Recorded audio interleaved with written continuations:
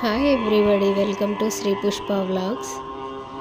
ఈరోజు నేను శారీ ప్లీటింగ్ చేసి చూపించబోతున్నాను. మీకు చూపించడం కోసం వీడియోస్ తీస్తున్నాము. అయితే ఈరోజు ఒకటే రోజు నాకు 20 శారీస్ వచ్చాయి. అందుకని చాలా స్పీడ్గా చేసేస్తున్నాను. టైంకి ఇచ్చేసేయాలి. ఇచ్చిన వాళ్ళు కూడా ఈరోజే కావాలి అంటున్నారనమాట. అయితే నేను చేసే విధానం మీకు ఎలా అనిపిస్తుందో మీ అమూల్యమైన సలహాలను ఇవ్వండి.